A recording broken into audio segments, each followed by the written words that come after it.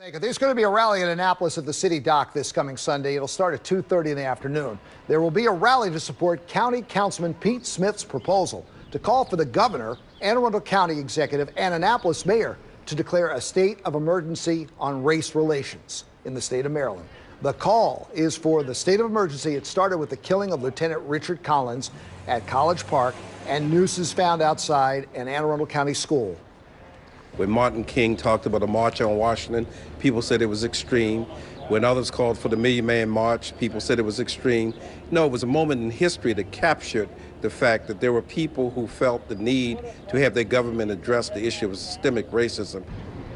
Well, Carl Snowden says if a state of emergency for racism was declared by the mayor, the county executive, or the governor, it would be the first time that has ever been done. Well, it's a call to the head of state of Maryland, Governor Larry Hogan, to issue a state of emergency when it comes to race relations. Today's march was held in Annapolis, but organizers say the purpose behind the movement is felt statewide.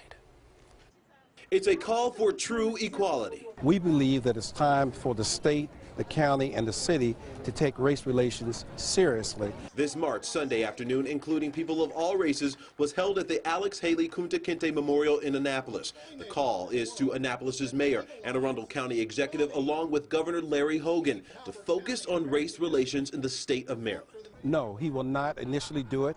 Neither will the mayor, neither will the county executive. But I remind people that a movement is different from a moment. Headed by the Anne Arundel County NAACP and Councilman Pete Smith, the movement is motivated by events around the country and right here in Maryland. Freddie Gray's death, and most recently, Black Bowie State University student Lieutenant Richard Collins, stabbed to death by a white man with associations with white supremacist groups.